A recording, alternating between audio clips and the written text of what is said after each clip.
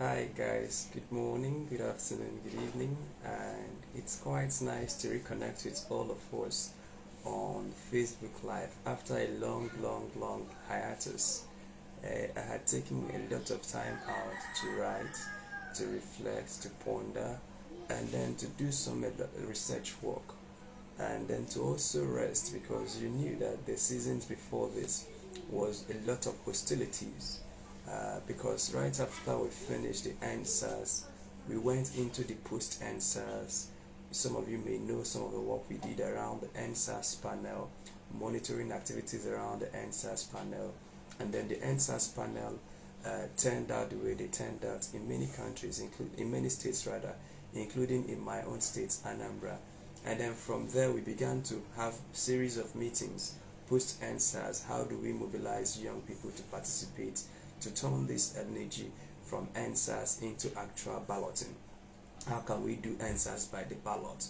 So we began those kind of discussions, and right after we were in the discussions, we began to see things like, for instance, continuous voter registration exercise. So from voter registration exercise, we became part of the people mobilizing fellow young people to come and register, especially in Anambra State and within the southeast. So you saw that there were a lot of activities from registering to vote and all of those things. You now saw the emergence of P2B as the Labour Party presidential candidate, and a lot of young people began to gravitate towards that. And so that work led us even much more into the continuous voter registration, into mobilizing people to pick up their PVCs, and then all the work that followed. And then it was in the period of getting young people to pick up their PVCs that I began to register, see anomalies within INEC's framework. The compromises with the Beavers, with the Abbeys, with the IREV, and then the whole movement around that, moving up into that election period, all the activities before the election period. And it was also in that period that we saw some of the things that were to happen with the census. So we moved right into the elections, right? And so from the elections now, you had the elections and the disappointing outcome, which I genuinely expected because I saw all by the mercies of God, all the fault lines before the elections. At least some of the things Nigerians now know about the election devices, about INEC and the rest. Some of us saw them as far back as October 2022, and we tried to engage, record press conferences. We flew, went to cities trying to, but that's behind us. We're not going into any recognition. Then after that, you had the momentary, I think I took a week or 2 weeks break before we got onto the postponed Nigeria census. And postponed Nigeria census was a long and hard-fought battle. Many of the things that went into the postponement of the census are things we cannot discuss in the public space. And that's why, for instance, people see a lot of media activities, but the work we do is beyond media, has nothing to do. It's just media is a sub-component of the work we do. The most important aspect of our work is done outside of the media. And so after the postponed Nigeria census, thankfully God granted us grace, and there was this postponement of the census. And so after the postponement of the census, I knew that having put in all this, that it was time to take a break. So I took a long break from, I think, between May and until somewhere around September, October. I did very limited things within the year. But then from September, October, November, things started, growing up. So this is just to apologize that we've not been having a regular Facebook Live, a regular Twitter Live, and all of this. It's just wanted to give you the background. But then when I stopped broadcasting, I didn't stop working. We continued to double down on some of the thematic areas we've been working on, and a lot of those things. So, but today I want to quickly, a lot of you also who've been following this page for long, following my work, you may have been in contact with some of the work we're doing around the Middle Belt, around Taraba, around Plateau State, around Benue State, around Nasarawa State, and indeed the whole stretch Kaduna and all of those places. And these are places I've been quietly visiting. Some of them God has granted me access to the IDP camps, to the communities that were attacked, to the beach. So these places are places that have been burdened for of late, and we've been doing a lot of activities around understanding what is happening and seeing how we can mobilize resources to contribute to all efforts that are geared towards resolving these issues satisfactorily. So, but then it pains me to hear what happened in Kaduna. And what is even more painful to me is the defense of the Nigerian military. that the bombing was accidental. For those of you who didn't know what happened, so there was this community, it's a rural community. They were having an event, and then right in the middle of that event, a military helicopter dropped a bomb on them, and then circled back and dropped another bomb on them. And at the end of the day, people were killed. Some reports say 86, some say 50. You know, they told, imagine bombing, it's just bombing out, so pure bomb, that's the bomb, you know. And after that, we waited for explanations, and then the Nigerian military says, oh, it was accidental. Oh, it was accidental. I mean, so you can carry a bomb and drop it on a community without doing due diligence. And this brings me up. This is not the first time this has happened. If you remember, it happened in an IDP camp in a community called Ran, I think 2 or 3 years ago. That one was Air Force. Air Force came to an IDP camp. Now, this IDP camp had been ejected from their communities by Boko Haram and herdsmen. And they are now in a momentary IDP camp where they are taking shelter, trying to recover. Some of them lost loved ones and all of those things. And the conditions, if you have visited these IDP camps, the conditions there are not right for habitation. The food are served in rations. It's a terrible situation. You don't want to be there.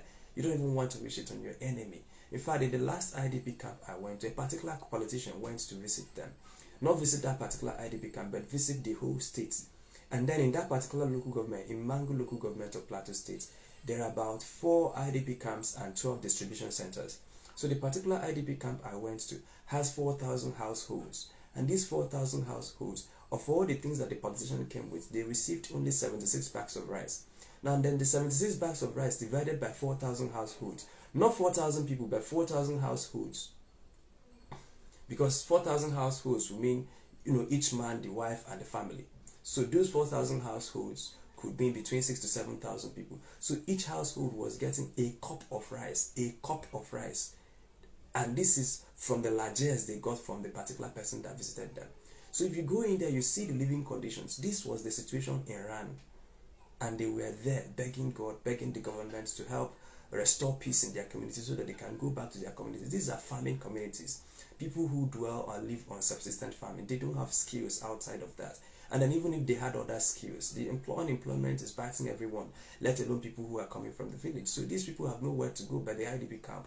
And right in the middle of the IDP camp, an Air Force helicopter came and bombed them.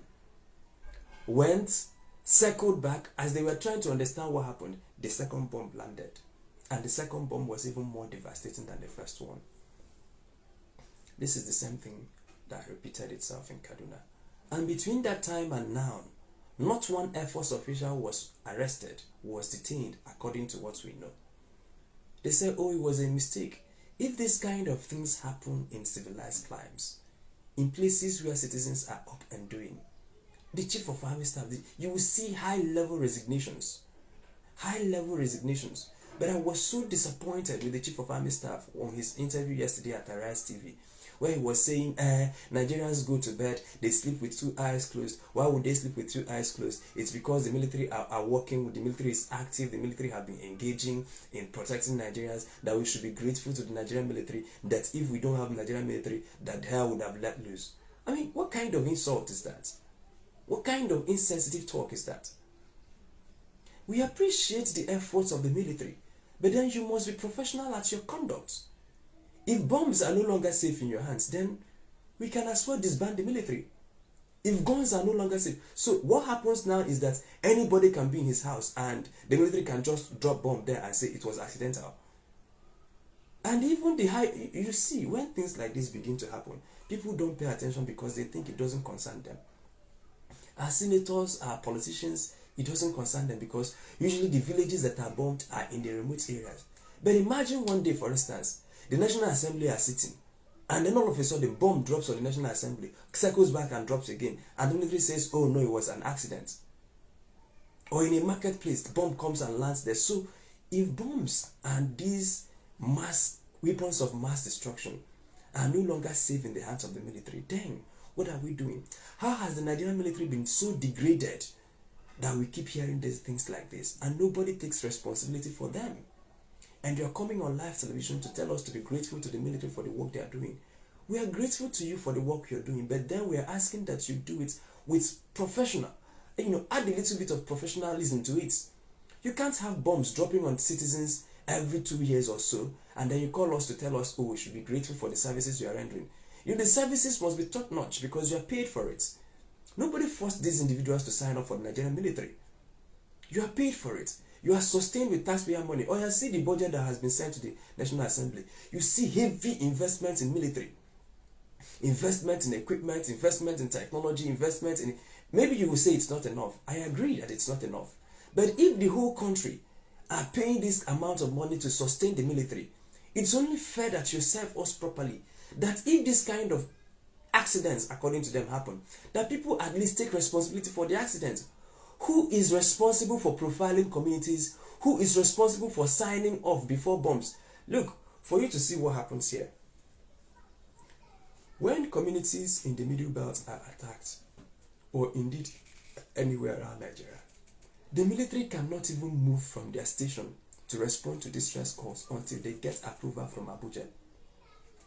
Call them all you want, they will not answer you until they get dispatch approval from their GOC. Sometimes the GOC has to refer back to Abuja before they deploy men.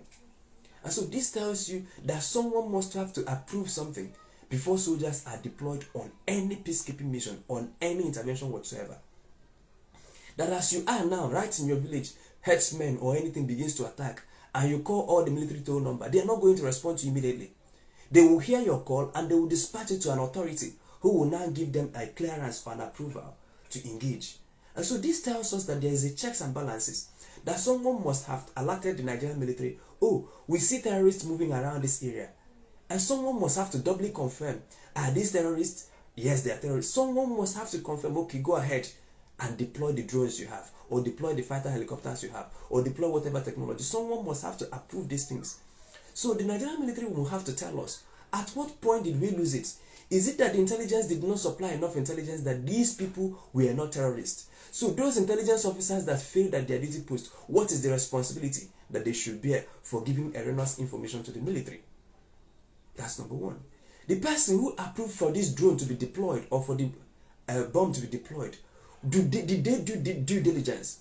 There must be some things you have to do before you deploy lethal weapons. Were all these things done? And if all of them were not done, if all of them were done, would we have had this accident? And so if someone slacked off at his duty post to have this kind of incident done in Iran, repeated in Kaduna, who knows where next they will do this thing?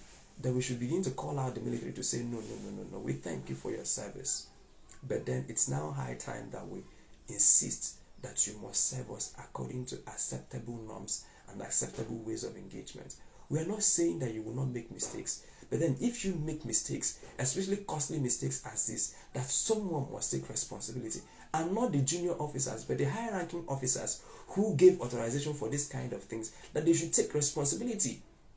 They should lose their jobs. They should face some form of, so that subsequently people can take note that you can't just do anything. And because what happens now is that anybody within the military can drop a bomb on any country, on any citizens, on any community, and then he can be rest assured that the military high brass will come on the national television and say, oh, it was a mistake, and everybody goes to sleep. These mistakes have become far too frequent. Nigerian military used to have the best military in the whole of Africa.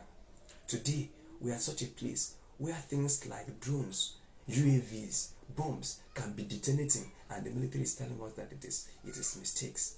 Who knows the next mistake they are going to make, and who knows how costly this will be? So this will not be swept under the carpet. I invite Nigerians to insist that the military, this is not, oh, we have appointed a committee to look into it. No, this is beyond that.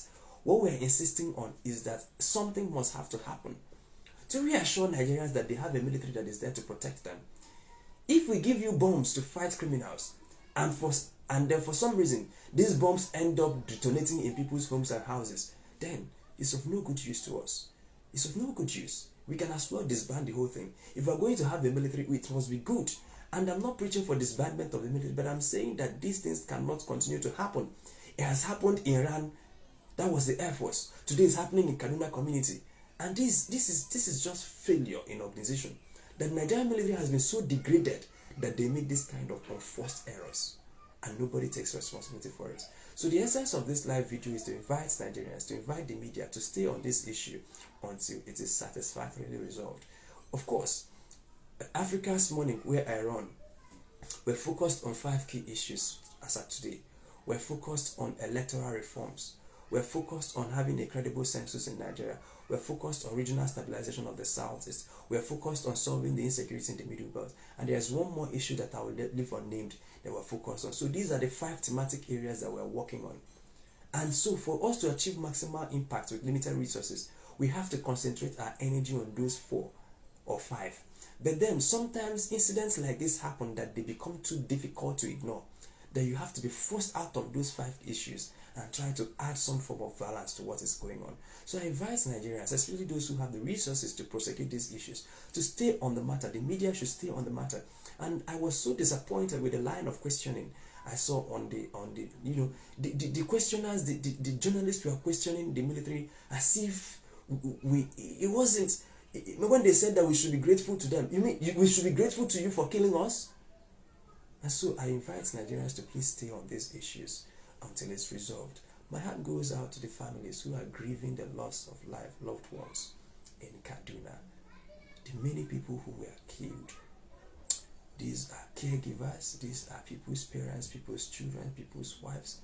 Some of the people who this thing has impacted. I mean, even when we're talking about the dead, they're saying there are about 100 people who were hospitalized. Some of them might have lost a limb, some of them might have lost a leg, some of them might have been damaged permanently. Will there be some form of compensation for these families? And will that compensation be paid and to help these families recover? Not just paying for their hospital bills, because this kind of trauma, this kind of activities, you might pay for your hospital bills for the 6 months or 3 months that they are there. But then, this kind of things, once they happen, the person needs to be revisiting the hospital once every 2 years, periodically. Because these things are bound to come back. This is a bomb, not gun. Even people who were attacked with guns, it has a life-changing impact, let alone people who were visited with bombs. So I pray that the compensation is steady and is enough to help these people restabilize.